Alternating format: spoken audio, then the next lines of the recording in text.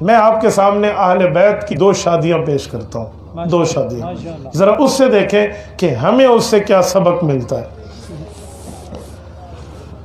حضرت رسول اللہ صلی اللہ علیہ وسلم کا اپنا رشتہ ہوا ہے حضرت ابوبکر صدیق کے گھر سیدہ عائشہ رضی اللہ عنہا ام المؤمنین سے، اور حضرت فاطمہ رضی اللہ عنہ کا رشتہ ہوا ہے سیدنا علی المرتضیٰ کے ساتھ حضرت ابو طالب کے گھر میں۔ یہ 2 رشتے ہیں۔ ان 2 رشتوں میں نکاح کیسے ہے، بارات کیسے ہے، اور شادی کیسے ہے، کبھی ہم اپنی شادی کو بھی ایک طرف رکھیں اور یہ اہل بیت کی ان 2 مشہور شادیوں کے واقعے کو بھی ایک طرف رکھیں۔ سیدہ عائشہ صدیقہ رضی اللہ عنہ پیغمبر کی بیوی ہے، اہل بیت میں پیغمبر کی بیویاں بھی ہیں، پیغمبر کی اولاد بھی ہے۔ حضرت عائشہ کی شادی میں نکاح تو بڑے طریقے سے ہوا ہے، کہاں پر؟ عرش پر، اللہ پاک نے کرا دیا۔ جب نکاح ہو گیا، رخصتی باقی تھی، ہجرت کا وقت آیا، نکاح مکہ میں ہوا تھا، ہجرت کا وقت ہے، حضور مدینہ تشریف لے آئے، مدینہ منورہ میں رخصتی ہوئی ہے، رخصتی میں بارات شامل ہے، اور ہم باراتوں میں کیا کرتے ہیں، اور سرکار دو عالم صلی اللہ علیہ وسلم ابوبکر صدیق رضی اللہ عنہ گھر سے دلہا بنے ہیں، تو یہاں بارات کیسی ہے؟ اس بارات میں کل 2 عورتیں ہیں، کل 2۔ نمبر 1 یہی دلہن آپ کی اور ہماری اماں جان سیدہ عائشہ رضی اللہ عنہ، اور ایک ان کی والدہ حضرت ام رومان زینب، ماں اپنی بیٹی کو گھر پہنچا کر گئی۔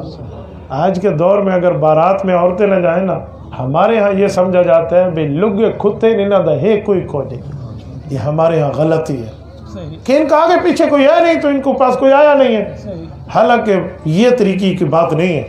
خواہ مخواہ سے عورتوں کو گھروں سے نکال کر فحاشی اور عریانی کو اور بے پردگی کو دعوت دی جاتی ہے۔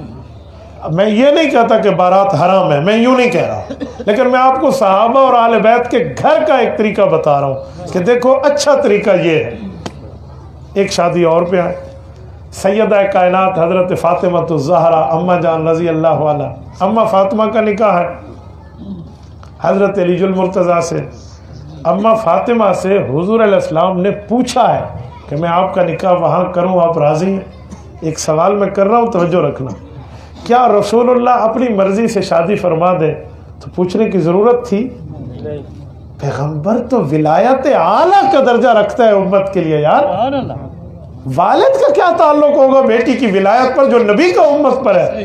لیکن حضور علیہ السلام نے پھر بھی پوچھا ہے اماں جان سے، اماں فاطمہ سے، حضور علیہ السلام کی تو صاحبزادی ہیں، تو اس سے سمجھ آیا کہ ہمیں شادی کے وقت اپنی بیٹیوں سے پوچھنا چاہیے۔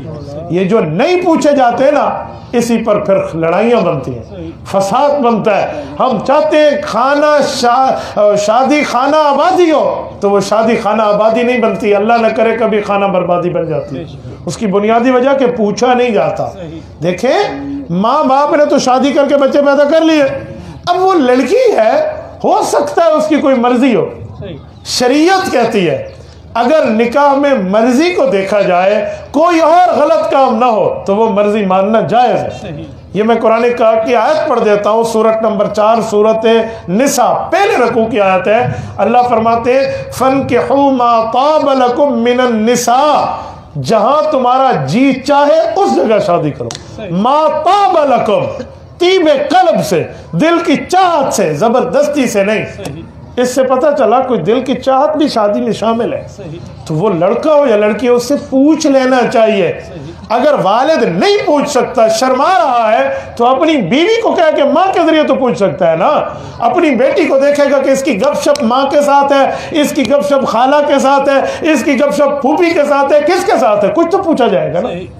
تو یہ طریقہ ہے، اس طریقے کو کبھی نظر انداز نہیں کرنا، کبھی نہ کرنا۔ یہ جو ہم اس طریقے کو نظر انداز کرتے، میں ایسی ایسی شادیوں کو جانتا ہوں، میں اپنے خاندان کی بات کر رہا ہوں۔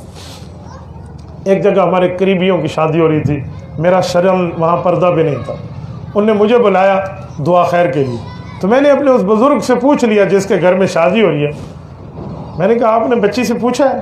بائی دا چانس پوچھا۔ اس نے کہا پوچھا تو نہیں ہے لیکن میں پیوں ہاں، کوئی مر گیا اس میں آنکھیں نمنے سے۔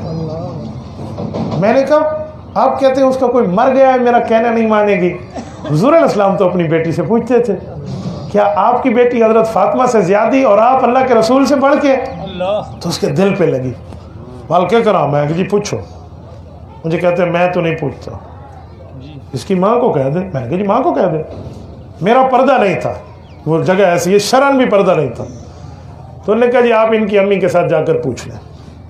میں گیا ہوں، میں نے اس بچی کے سر پہ ہاتھ رکھا، ان سے کہا کہ ہم کل تیری دعا خیر کر رہے ہیں، فلاں فلاں فلاں معاملہ پورا تعارف کرا، فلاں کا بیٹا فلاں کا بھائی، آپ راضی ہیں؟ انہوں نے کہا جی راضی نہیں. ماں کے سامنے. انہوں نے کہا کیوں؟ اب سنو بچی کی دلیل.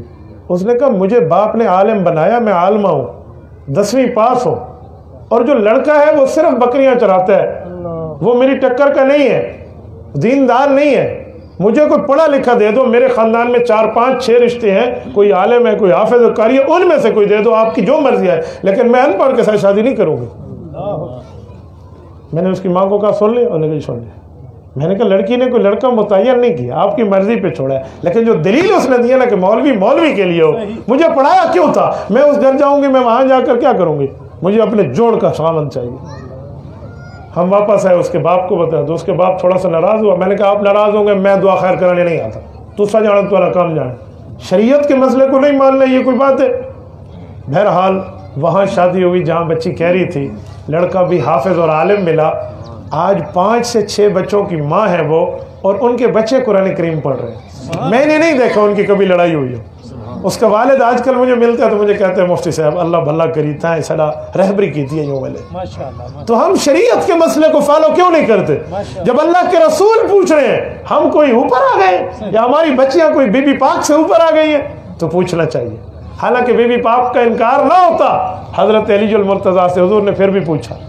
اچھا جب شادی ہو گئی ہے، نکاح طے ہو گیا ہے، نکاح ہو گیا ہے، حضور علیہ السلام نے خود پڑھایا ہے، اور اس میں حق مہر طے ہوا ہے، اور اس میں نکاح کے گواہ ہوئے ہیں، حضرت ابوبکر، حضرت عمر، حضرت عثمان اور باقی صحابہ کی موجودگی اور گواہی میں جب یہ رشتہ ہو گیا تو اب حضرت اماں فاطمہ کی بارات گئی ہے. کبھی کتابوں میں یہ بھی پڑھ لو کہ اس بارات کا منظر کیسا تھا، یہ بارات کیسے گئی تھی. اماں فاطمہ الزہرا رضی اللہ عنہ کی بارات میں 2 عورتیں ہیں، ایک خود دلہن حضرت اماں جان بی بی پاک حضرت فاطمہ رضی اللہ عنہ، رسول اللہ صلی اللہ علیہ وسلم کی چوتھی اور چہیتی بیٹی، اور ایک حضرت ام ایمن حضور پاک صلی اللہ علیہ وسلم کی والدہ کی باندھی سیدہ برکت، ان کا کنیت ہے ام ایمن. یہ 2 ہے، ان نے جا کر گھر پہنچایا. تو اسی لیے اگر باراتوں کی ترتیب چھوڑ دی جائے نا تو یہ بہت بہتر ہے. میں نہیں کہتا کہ بارات گناہ ہے، گناہ نہیں ہے، آپ لے جا سکتے ہیں، لیکن یہ باراتوں کی ترتیبیں چھوڑ دینا، اللہ کی قسم شادیاں آسان ہو جائیں گی. ورنہ پتہ ہے کیا مسئلہ ہوتا ہے؟ میں کو سڈا نے میرے بھرا کو نہیں سڈا، کہ میرے سالے کو نہ شادی تو نہیں سڈا، میری مرضی وہ گئی ہے، ٹکا ٹکر میں نہیں رکھنا. یہ لڑائیاں پڑتی تب ہے جب ہم شریعت کے مسئلے کو فالو نہیں کرتے. آپ کہیں گے مولوی میں لئی بیٹھا ہے، میں تمہارے سامنے بیٹھا، میرے اپنے شادیاں اسی ترتیب تے تھے.